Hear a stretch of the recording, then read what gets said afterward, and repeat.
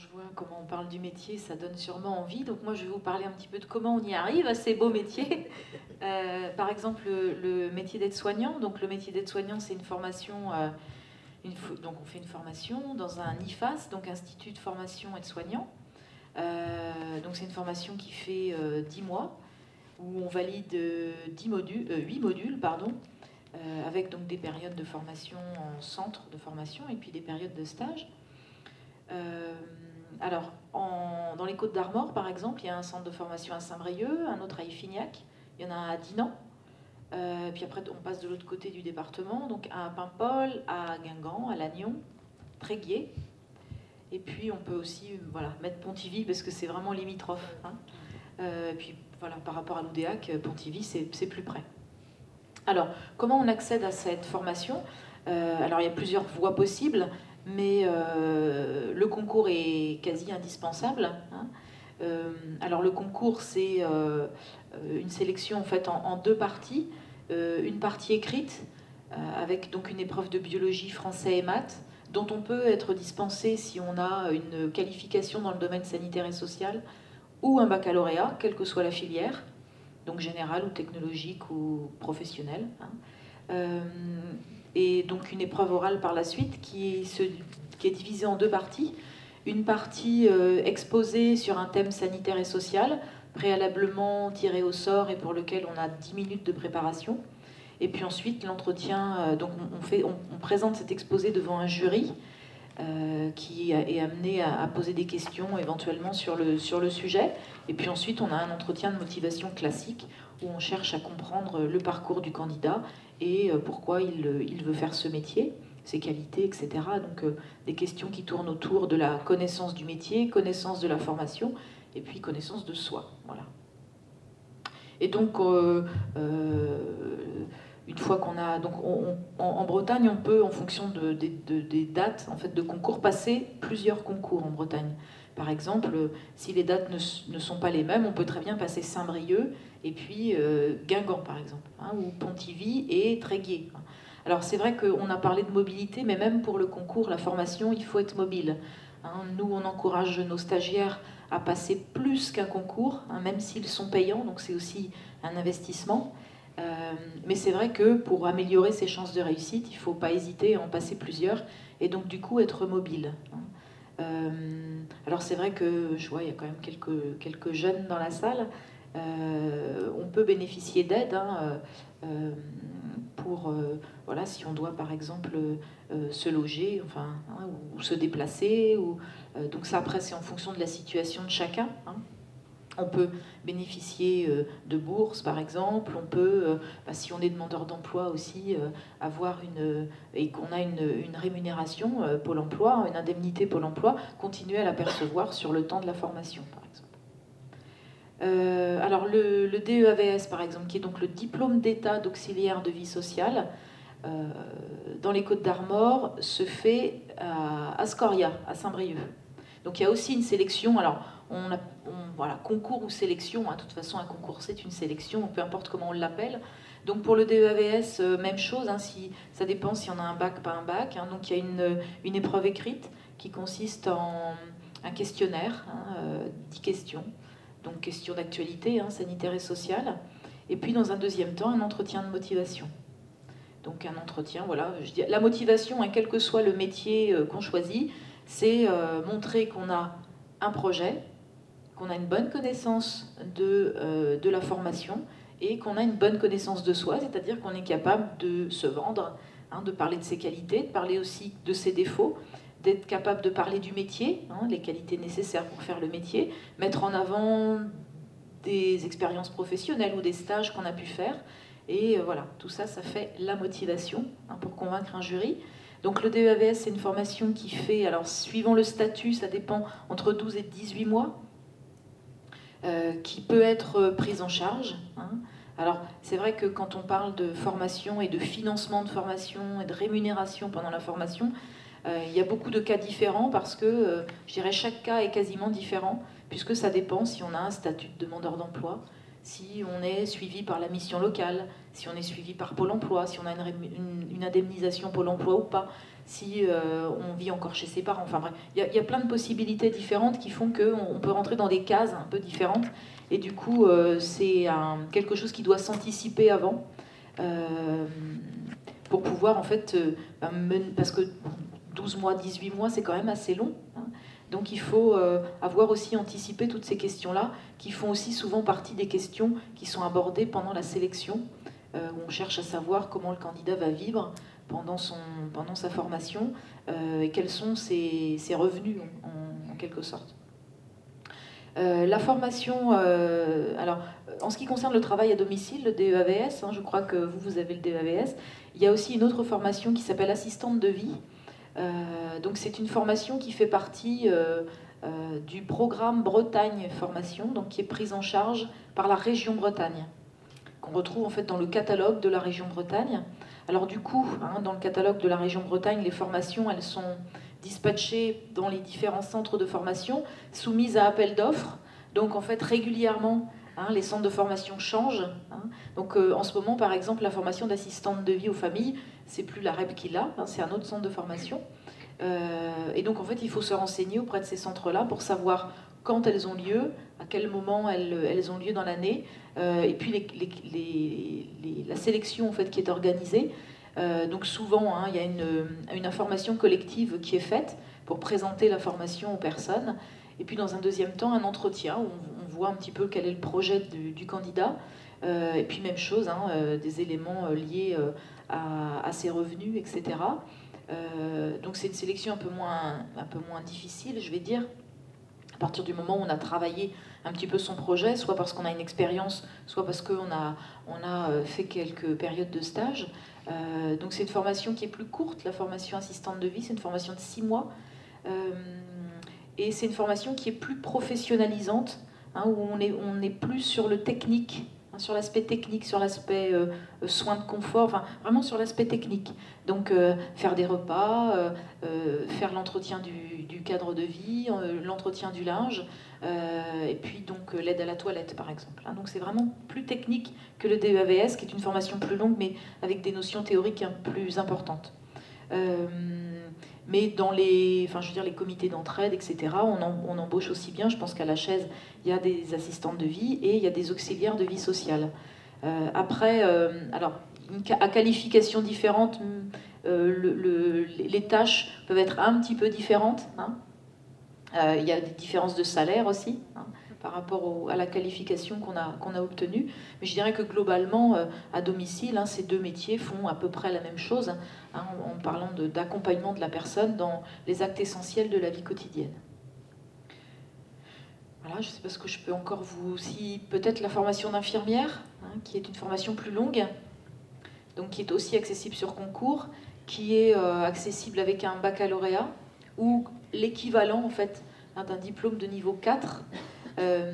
Donc c'est une formation voilà, qui est plus longue, c'est une formation qui fait 3 ans et qui devient quand même un peu universitaire. Hein, avec, donc on valide, ça c'est un système un peu compliqué qui date d'il y a quelques années, qui a été mis en place il y a quelques années.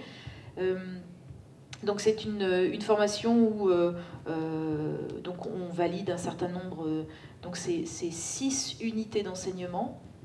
Alors là, comme ça, si je peux vous citer sciences humaines par exemple, hein, sciences biologiques et médicales aussi, tout ce qui est soins infirmiers, protocole de soins, etc. Donc il n'y a pas que de la technique, hein, il n'y a pas que l'aspect, ben voilà, une fois qu'on sait faire une piqûre, on est infirmier. Non, c'est plus compliqué que ça.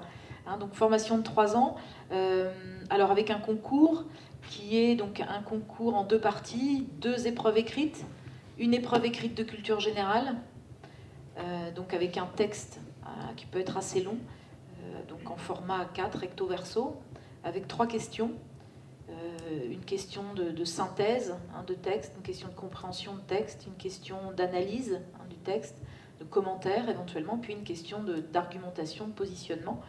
Donc ça c'est la première épreuve écrite qui dure 2 heures. Une deuxième épreuve écrite de test psychotechnique, hein, avec beaucoup de maths, parce qu'il faut savoir compter, pas se tromper dans le nombre de gouttes, par exemple, savoir connaître les équivalences, hein, être capable de convertir des millilitres en... Hein, Voilà, être capable, voilà, donc ça nécessite effectivement des connaissances de maths qui sont évaluées dans ce test. On évalue également la logique, l'esprit d'observation dans ces tests psychotechniques. Donc il faut avoir la moyenne pour accéder à l'oral. Et l'épreuve orale, c'est une épreuve en 2 parties, comme pour être soignant, avec un sujet qu'on prépare en 10 minutes, qu'on présente ensuite devant un jury, avec donc derrière, tout de suite après l'exposé, l'entretien de motivation, même chose, le parcours, la connaissance du métier, la connaissance de la formation et être capable de parler de soi. Voilà. Et donc, il y a plus d'écoles d'infirmières. On est à peu près sur les mêmes lieux. Souvent, les instituts de formation aides-soignants sont groupés avec les instituts de formation soins infirmiers. Donc, on est à peu près sur le même nombre d'écoles dans les Côtes-d'Armor. Pour compléter ce que vous disiez sur le DE-AVS, il y a une réforme en cours, en fait. Donc le DE-AVS n'existera plus à partir de la rentrée prochaine en tant que tel, et il va s'appeler le DE-AES, donc Diplôme d'état d'accompagnant éducatif et social. Et ce DE-AES rassemble le DE-AVS, donc Diplôme d'état d'auxiliaire de vie sociale, le DE-AMP, donc un autre métier dont on n'a pas parlé, qui est donc aide médico-psychologique, et y est ajouté un diplôme qui n'existait pas jusqu'à présent, qui est les métiers que l'on trouve dans les écoles maternelles, ce qu'on appelle les auxiliaires de vie scolaire. Donc en fait, il n'y a plus qu'un diplôme pour ces 3 métiers, et donc ce diplôme s'appelle accompagnant éducatif et social. Il est mis en place à partir de la rentrée prochaine. Donc les épreuves de sélection vont avoir lieu, on n'a pas les dates encore exactes, mais vont avoir lieu là au printemps. Les centres de formation qui proposaient le DE-AVS, dont on a parlé tout de suite, Ascoria par exemple, proposeront le DE-AES. Et notamment Ascoria organise des réunions d'information collective prochainement sur ces diplômes-là. J'ai les dates si ça vous intéresse. Le 17 mars par exemple, après-midi, et le 26 mai après-midi. 22 avril, 13 mai et 9 juin matin à Saint-Brieuc. Donc si certains d'entre vous sont intéressés par ce diplôme-là, il ne faut pas hésiter à les contacter, à regarder aussi les infos qui sont sur leur site internet, notamment pour connaître les dates des épreuves de sélection, etc. A priori, ça sera courant avril, mais aux dernières nouvelles, ils n'avaient pas encore les dates officielles. Les textes sont tout juste sortis, donc c'est encore un peu en projet, quoi. Il y a des formations stress qui existent. Stress parce que effectivement quand on est agressé on a beaucoup de stress, donc moi j'en ai vécu une formation stress et c'est riche et on est surpris des personnes qui sont autour. Quand on est en formation on se présente, comme là ce soir on se présente et on se dit mais première présentation, qu'est-ce qu'il vient faire là ce monsieur, qu'est-ce qu'il vient faire là cette dame. Et puis nous, on arrive avec tous nos malheurs, avec un gros poids, en se disant, moi je suis... Et puis on ressort, mais pourquoi je me plains, quoi? Pourquoi je me plains et on se rend compte qu'il y a des gens qui vivent des situations énormes. Donc ça permet de... c'est un lieu, parce qu'on a le respect, la confidentialité dans toute la formation, donc il y a des choses qu'on ne peut pas dire. Il y a des choses qu'on est obligé de garder pour soi, des choses qu'on voit qui sont inadmissibles partout. Derrière une porte, on ne sait jamais ce qui se passe. Donc on peut découvrir des situations assez folkloriques parfois. Donc on n'a que le droit que de les garder ou de les partager au sein de l'équipe. Donc après, c'est vrai que des formations comme ça permettent de déballer, parce que ça doit rester aussi au sein de la formation, bien sûr, au sein de l'équipe, ça reste la confidentialité. Et là, là, on vide son sac personnel, en fait. Donc, c'est très important. Il y a beaucoup de personnes qui démarrent jeunes aides-soignantes et qui exercent en tant qu'aide-soignante pendant 5 ou 10 ans, et puis qui vont faire la formation d'infirmière, et après qui font la formation de cadre. C'est quand même, à l'hôpital, c'est quand même un milieu où on peut évoluer.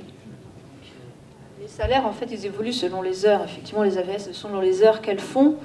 Et puis, après, selon l'ancienneté aussi, quoi. Selon les heures qu'elles font. Mais en AVS, on évolue moins en ancienneté qu'en aide-soignante. Donc, en aide-soignante, on évolue, on peut commencer à... Je crois que la base, là, il y a quelqu'un récemment, C'est une base de 1000-1200, on va dire, à peu près. Et après, on augmente au fur et à mesure, quoi. En fin de carrière, on va dire qu'une aide-soignante peut démarrer à 1100-1200 en début de carrière et finir à, je sais pas, 1700-1800 en fin de carrière, quoi. Autrement, en EHPAD, tous nos agents de soins faisant fonction d'aide-soignant ne sont pas diplômés. Mais il faut avoir un projet de formation à court ou moyen terme. Donc nous avons quelques agents hospitaliers qui sont aux soins. Moi, j'ai commencé comme ça. Donc il y a une évolution de carrière qui est possible. Soit en concours externe, soit en interne. Les besoins actuellement sont plutôt liés au départ en retraite. Des créations d'emplois, nous n'en avons plus. On souhaiterait être plus nombreux en EHPAD. Ça, c'est indéniable. Puisque, là, on n'a pas parlé de ça, mais notre frustration, c'est de ne pas avoir toujours le temps à consacrer à nos résidents. Et donc ça, il faut aller de plus en plus vite. Il faut, même si voilà, ça évolue, mais de petit à petit. Et puis actuellement, bon, il y a une stagnation quand même au niveau des créations d'emplois. Donc c'est lié maintenant surtout au départ en retraite. Donc c'est très très peu chaque année. Donc sur tout le centre hospitalier du Centre-Bretagne, en aide-soignants, c'est peut-être une cinquantaine d'aides-soignants qui partent en retraite, mais sur 700 ou 800 aides-soignants environ. Donc c'est animatrice, il y a très très peu de postes. Donc ça, c'est... Une fois qu'on y est, on y reste. Voilà. Donc il y a très peu d'opportunités d'emploi. Ça, il ne faut pas non plus faire espérer. Et puis, Il y en a un peu parce que toutes les maisons de retraite n'ont pas d'animateur. Oui. Donc il y en a quand même. À Brocéliande, on vient juste d'en embaucher une au mois de novembre. Eliade, ils ont cherché un moment aussi. Il y en a encore quand même des postes, mais c'est vrai qu'il y en a quand même moins qu'en tant qu'aide-soignant ou infirmière. C'est vrai que nous avons quelques remplaçants autrement par rapport à des arrêts maladie, des congés maternité, des départs en formation, mais ça c'est aléatoire. Mais des opportunités peuvent se présenter, commencer à faire un remplacement d'une semaine et rester ou accepter d'être mobile, comme je le disais tout à l'heure, et puis rester avec nous pendant quelques années, suivre une formation. Et on a beaucoup d'exemples dans ce sens-là. Soignante, là, c'est complet, mais bon, après, il peut y avoir des départs, donc oui, il faut postuler. L'été, il y a besoin aussi pour les remplacements. Et puis, au niveau des AVS, des aides à domicile, il y a toujours besoin, oui. Après, c'est vrai qu'on démarre par des temps partiels, quoi, par des bouts de temps, par des remplacements. Donc, il faut toujours avoir un complément au départ ailleurs, quoi. C'est vrai que c'est un petit peu compliqué au départ, parce que il faut avoir de quoi subvenir à ses besoins à côté, quoi. Donc après, oui, c'est des portes. Il y a plus d'opportunités en aide à domicile. Ouais. Je sais qu'en ce moment, il y a des CCE qui recherchent. Oui, nous, ils recherchent, effectivement. Après aussi, il pourrait y avoir beaucoup plus de travail s'il n'a pas augmenté, parce que là, on n'est pas dans le sens politique pour... alors, on préconise le soin à domicile qui coûte moins cher pour faire des économies générales au niveau de l'État, mais on ne donne pas les moyens au domicile de le faire. Donc les heures d'APA sont plutôt en réduction, donc forcément c'est moins de travail pour les aides à domicile, parce que les familles sont obligées de payer, donc parfois les gens ne peuvent pas payer, donc ils ne prennent pas et les soins ne sont pas faits, ou le ménage n'est pas fait, ou les familles sont obligées de faire plus de travail. Alors qu'ils ne sont pas contre embaucher quelqu'un, mais c'est que financièrement, ils ne peuvent pas le faire. Donc, bonne écoute aux politiciens qui pourraient nous donner des aides, l'apport aux APA, à l'APA.